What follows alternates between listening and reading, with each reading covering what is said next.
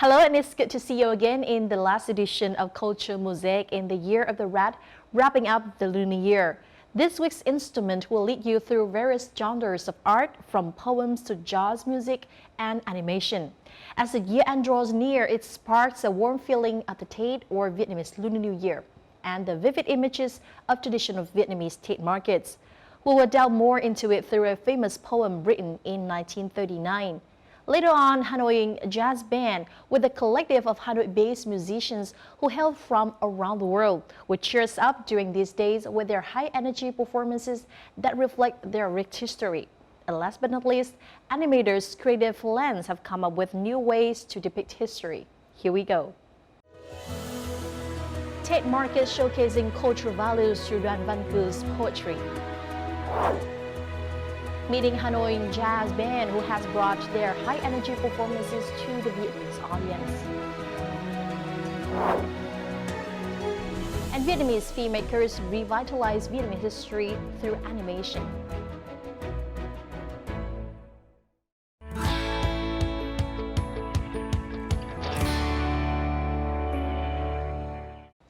As usual, we now begin with our weekly cultural updates. A special performance program was held on February the 2nd at Meeting Stadium to celebrate the success of the 13th National Party Congress.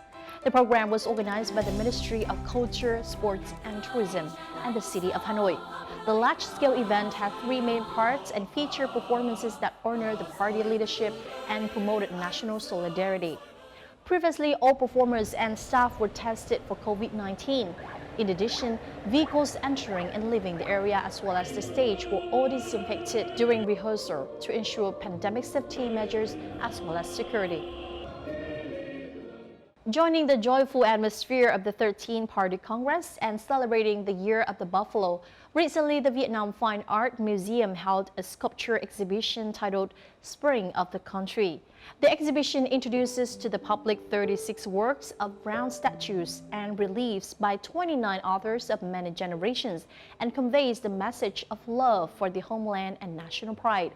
The works on display at the exhibition follow a variety of themes such as praising the party and President Ho Chi Minh, starting new lives, and other springtime themes by both contemporary authors and some late artists. The exhibition is open to visitors until the end of February 28th. Tết, or Lunar New Year, is considered by Vietnamese filmmakers to be the most important movie season of the year, especially this year due to the impact of the COVID-19 pandemic. Many quality movies have been delayed by producers to wait for their release during or after Tết or Lunar New Year.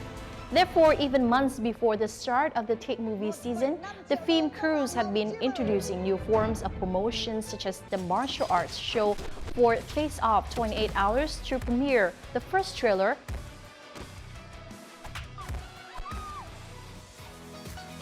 or a nationwide audience interactive motion tour for The Last Acts, the sequel to the most commercially successful Tết movie in 2020. The investment by film crews during this time shows strong competition to appeal to audiences during the Tết season after a dismal year in theaters. In recent years, the Tết or Lunar New Year book market has started to be active again, especially when nearly 10 publishers have participated in the production of Tết books for the Year of the Buffalo 2021. Tết book sets are a combination of modernity and the traditional Tết culture. For example, the book Sipping the Tết Flavors, Year of the Buffalo edition by Kingdom Publishing House reenacts Tết through the combination of collaborative works between veteran authors such as writer Tô Hoài, poet Phie or composer Phong Nhã, and young writers like Hương Thị and Nguyễn Ngọc Hoài Nam. Not only traditional Lunar New Year book publications, publishers have also released limited edition with numbers for readers who love to collect, or English versions for Tết books for foreign readers. Each book is like the summary of each year, becoming a link between the previous generations and the young people of the new era. These days, in the ancient Đường Lâm village, Sơn Tây town in Hanoi, a lacquer art space with a theme of 1,010 buffaloes has been created, offering a unique experience with a very strong Vietnamese identity. All 1,010 buffaloes have many different shapes. In addition to those with traditional physique, having big, strong build, and angular horns, the artist also creates buffalo shapes with new themes such as village buffalo, roof buffalo, or buffalo with ancient bronze drum patterns. Born and raised in Sơn Town and having worked as a lacquer artist for more than 20 years, Nguyễn Tất Phát decided to create a space for 1,010 buffaloes in the first recognized ancient village in Vietnam. Sending all his love and meticulousness to each work, for Tất Phát, this is a tribute to his hometown and also a way to bring new vitality to tourism activities in Đường Lâm Ancient Village. Hanoi ranked 6th and ancient town of Hội An 11th on the global list of 25 most popular travel destinations, according to 2021 TripAdvisor Traveler's Choice Awards. According to TripAdvisor, the charming Vietnamese capital has aged well, preserving the old quarter, monuments, and colonial architecture while making room for modern developments alongside. The U.S. travel site also hailed Hội An, a UNESCO heritage site in the central province of Quảng Nam, as a well-preserved example of the important Southeast Asian trading port it was from the 15th to the 19th century.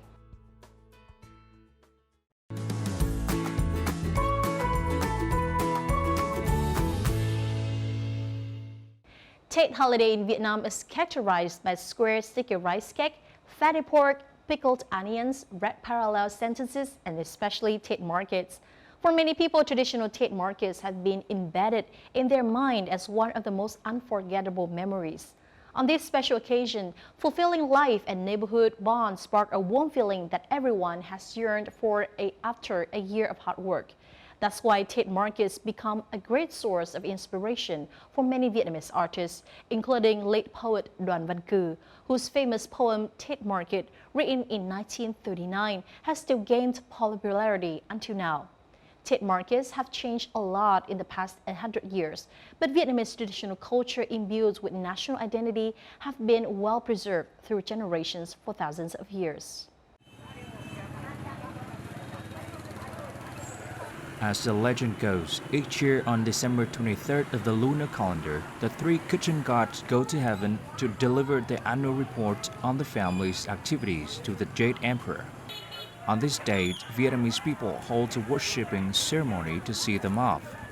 To prepare for the ceremony, 1 or 2 days before, the women of the family often go to local markets to buy items to include in their offerings. This is also the time when the Tết markets begins. Many people go to the Tết market not only to shop, but also to meet neighbors or just enjoy the hustles and bustles of the last few days of the year. Chợ Tết là vui nhộn nhất là trong hai cái phiên chính là 29, 27. Người ta bày hàng đẹp mà người ta bán nhiều đồ, nó không như giống như ngày dâng. Tết ra chợ thì không thiếu một cái gì cả, đủ các màu sắc, đủ các loại. 30 Tết là mọi người đi sắm Tết, là tổng kết của một năm.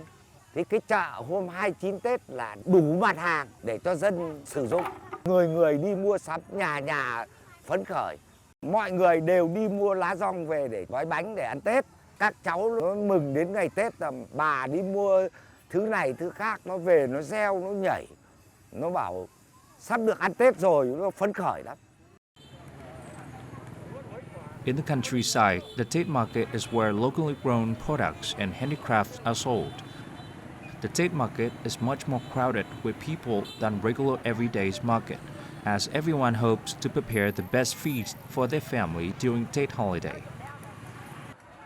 As for children, the Tết market is like a colorful world full of new things. That's why the Tết market is one of the most unforgettable childhood memories of most Vietnamese adults.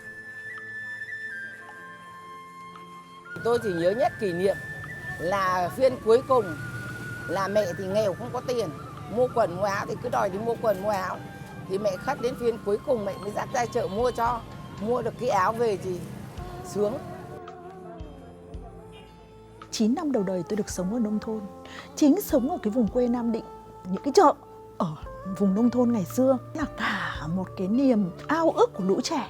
Tôi nhớ mãi những cái phiên chợ mờ ảo trong sương khói và những cái gương mặt người nó cứ lảng bảng trong cái sương mù của cái vùng nông thôn. Và bên cạnh đó là những cái ruộng lúa mà bắt đầu nó đang trổ. Tất cả những cái phiên chợ của đồng bằng Bắc Bộ ngày xưa nó đẹp vô cùng.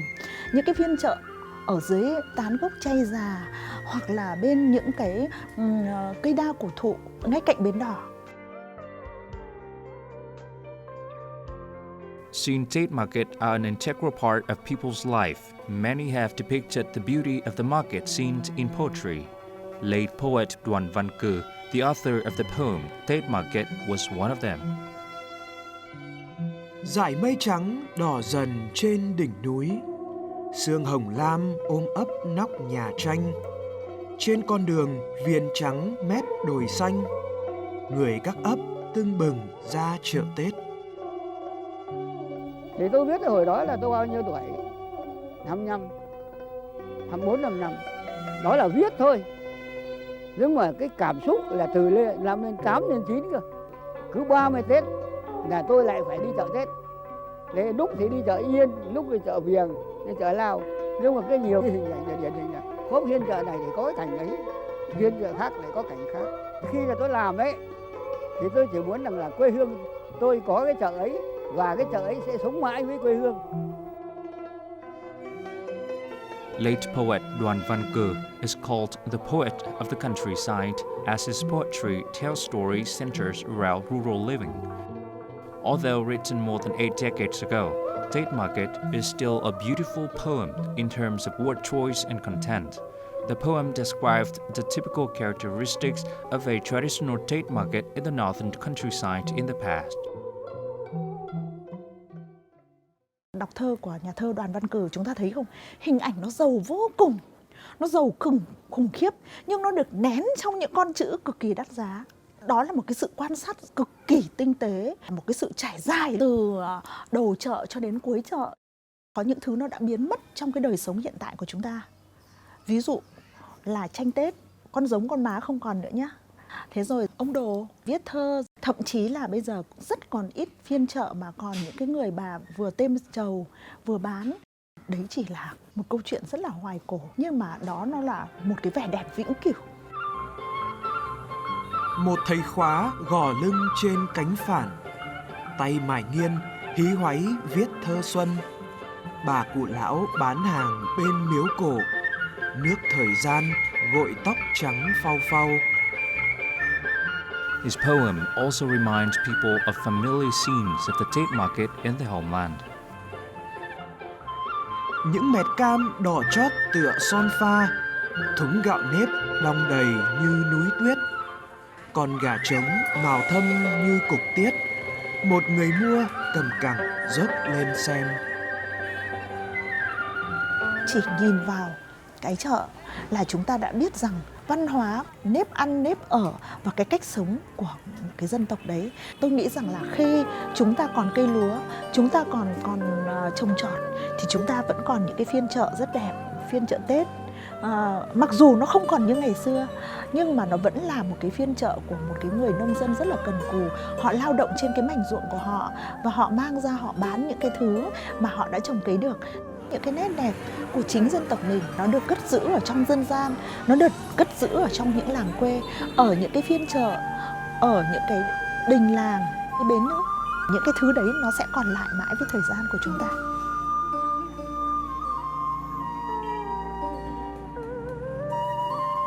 Anyone from the homeland will never forget their local market, from the Tate Markets depicted in poetry to the Tate Market in modern society.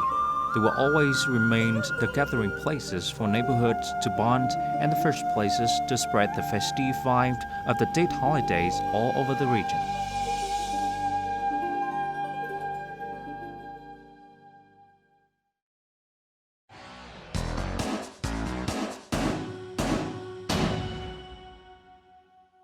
When talking about bands with 20 members, most people would think of an orchestra. But Hanoi Jazz Band isn't an orchestra. It's a collective of Hanoi-based musicians who hail from around the world. They bring joyful music, and melodies to audiences with their high-energy performances that reflect their rich history and the influence of a rapidly modernizing country.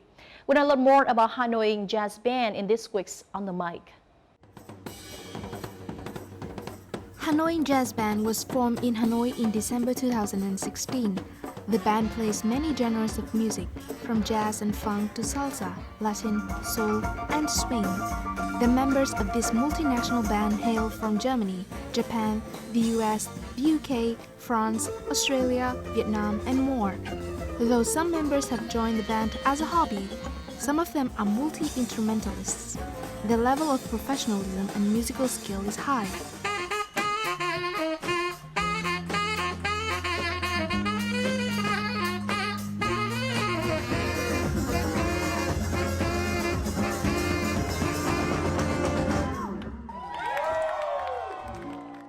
First of all, thank you so much, Max and Sebastian, for joining our show today.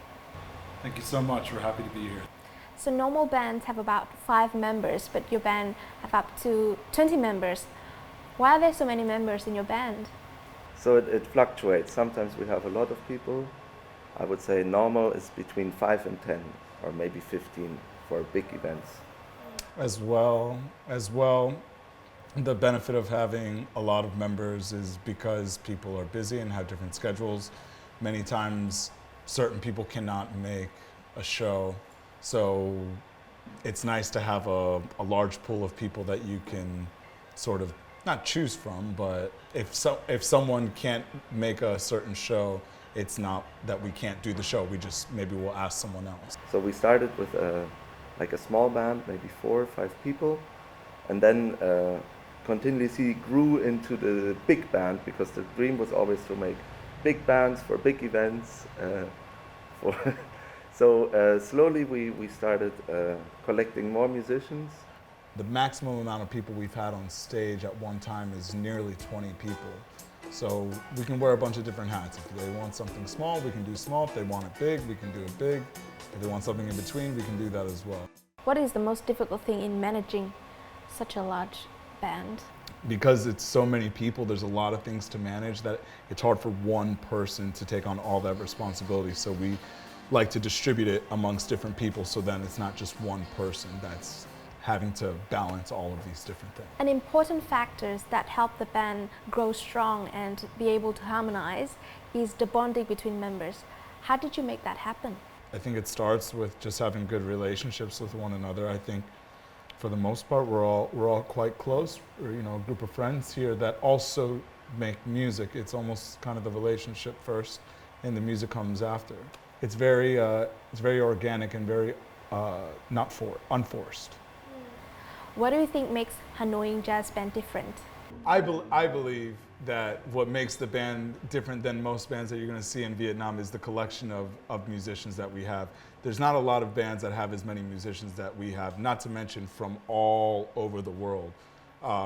Because, maybe the music that we play is slightly different, but it's not so much about that. It's the idea that we come from very, very different worlds and different influences and different musical styles. So not only are we sharing these different musical styles with our Vietnamese audience, or whatever audience that we have, we're also sharing with one another, because he comes from a different world than I come from, as do the other members. So we're collaborating based off these influences from our own cultures and our own experiences from wherever it is that we come from.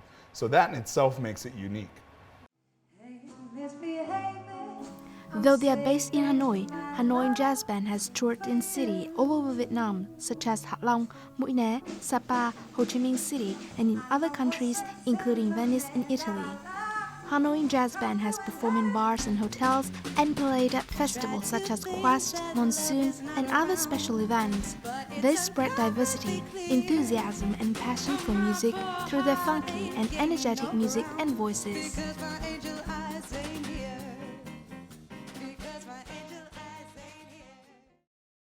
Các bạn khi bước lên sân khấu biểu diễn tràn đầy năng lượng và mang lại cảm xúc tốt cho tất cả mọi người, cũng như khán giả. Bản thân mình rất đam mê khi mà được thưởng thức những buổi trình diễn của band. Mình thích nhất đó là cái điệu Latin, Khi nhóm hát và biểu diễn những điệu Latin thì thực sự là mình cảm thấy rất là thu hút và hào hứng. Qua cái biểu diễn của các bạn thì mình cảm nhận được cái cảm hứng của những ca khúc cũng như là các cái biểu cảm mà các bạn đã mang đến được cho mình cũng như là các cái khán giả.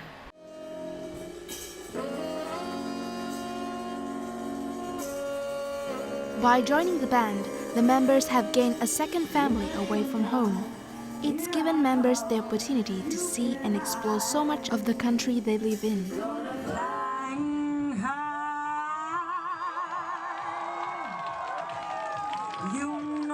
The reason why 4 or 5 years later I'm still singing in the band is because of the life that I have had since joining. I have been able to go to so many places around Vietnam and perform in front of so many different demographics of people, bringing music, bringing jazz, bringing soul, bringing my voice and my presence to anybody and everybody, and it is beautiful, and the experiences are things that I will take with me for the rest of my life and are part of shaping who I am today. We are a group of friends that share the same passion, which is music, but we often go on trips together, or we meet and go to parties together. We support each other as friends, and it's not only a music circle, but it's also a friend circle.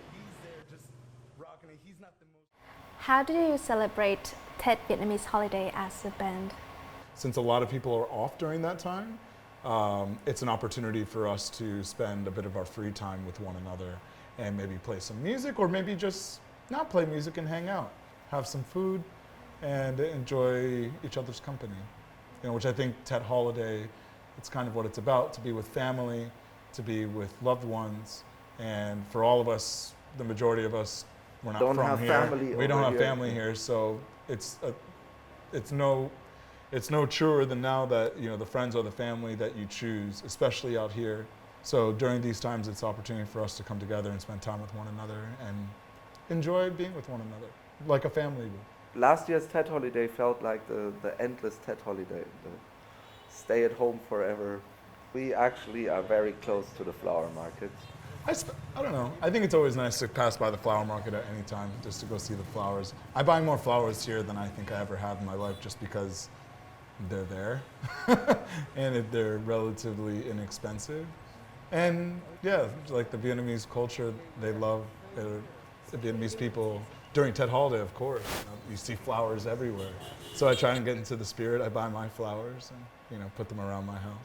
What are some of your wishes for the upcoming Lunar New Year?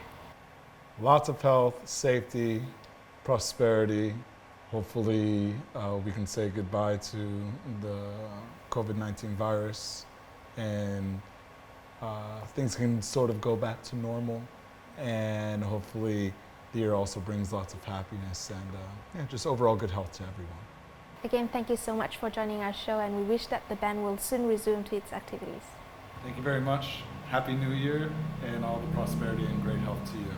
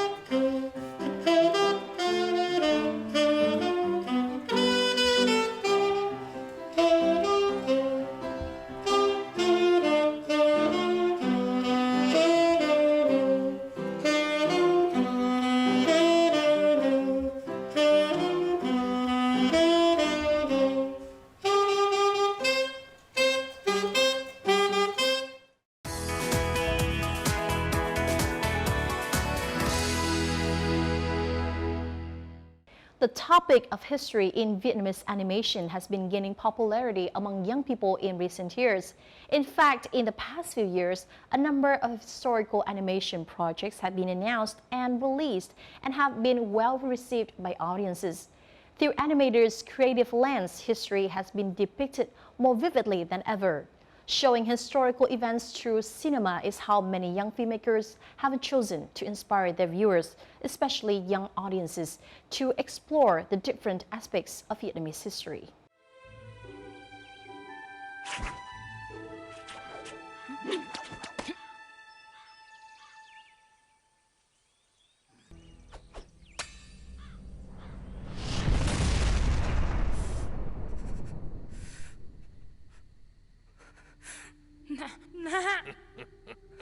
Bó tay chịu trói.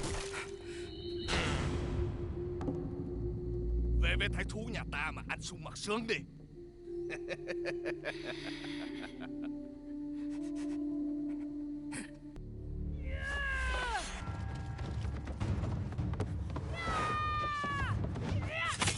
This is an excerpt from a short film about Bat Nan, one of the first female warriors of Vietnam from nearly 2,000 years ago during the Chung Sisters era.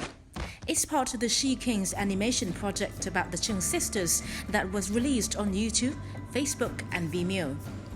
Instead of telling popular stories that have already been told in many textbooks, the story of Chung Sisters' revolution now starts with the female warriors who made significant contributions to the revolution against the Eastern Han dynasty alongside the legendary Chung Sisters. Each of them has their own story and talents. Through 6 short films, 5 minutes each, portraits of heroines Acha, Bat Nan, Thánh Thiên and Lê Chân are told with stunning visual effects, vivid soundscapes and well-written scripts. Lịch sử của hai bà đã từ lâu nay ít người khai thác quyền sử thì sẽ tạo ra cái cơ hội để mà khán giả, nhất là khán giả trẻ bây giờ, họ muốn tiếp cận với lại lịch sử và họ muốn tìm hiểu bản thân văn hóa của họ hơn. The She Kings production team has spent years researching not only the historical context of Vietnam at that time, but also the martial arts and world history of the first century.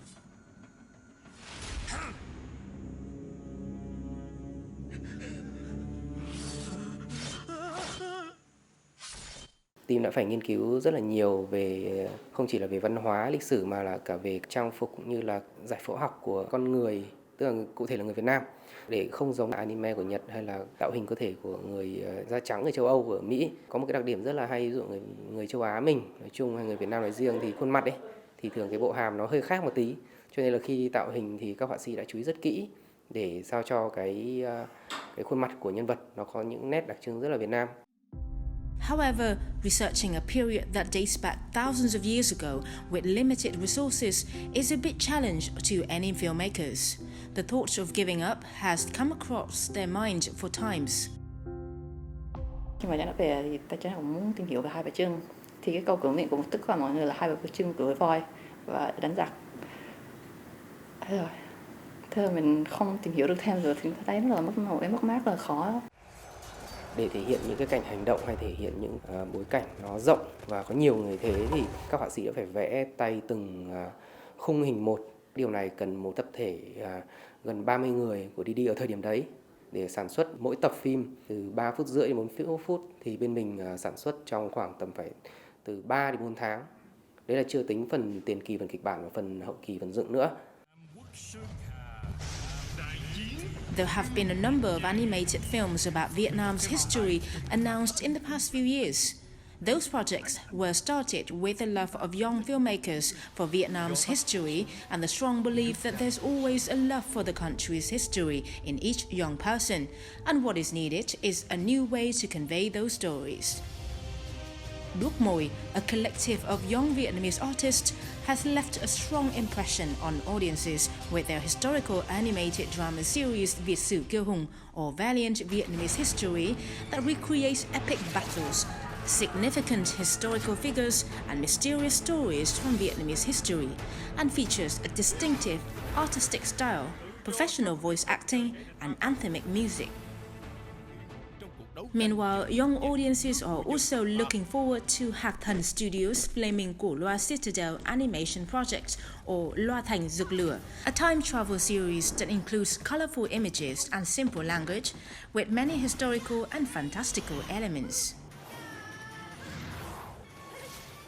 Tôi cũng có xem một số phim, phải nói là tôi rất là cảm phục đấy, và rất là hoan nghênh các cái bộ phim hoạt hình ấy, có thể đưa ra để cho cái người xem người ta có thể tưởng tượng ra, và thậm chí là có thể tạo nên những cái bước đột phá về cái nhận thức rất có ý nghĩa lâu dài đối với mọi cái lớp người, chứ không chỉ riêng đối với lớp trẻ.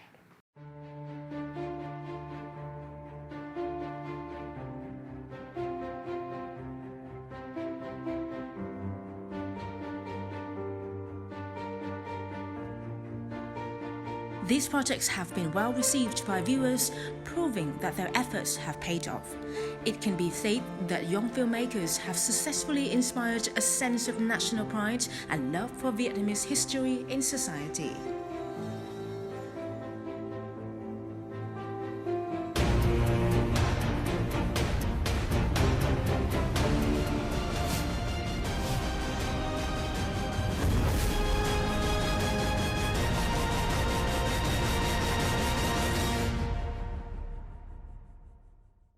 And that also wraps up our Culture Mosaic for the Year of the Rat. We would like to sincerely thank you for your company throughout the year and hope to have you here with us in the time ahead. Stay tuned for more of our cultural updates, or download the VTVgo app from your Google Play or App Store, or tune in into our YouTube channel at VTV4go for more of our program. And don't forget to join us next week for more of Culture Mosaic. From our team here in Hanoi, Happy New Year!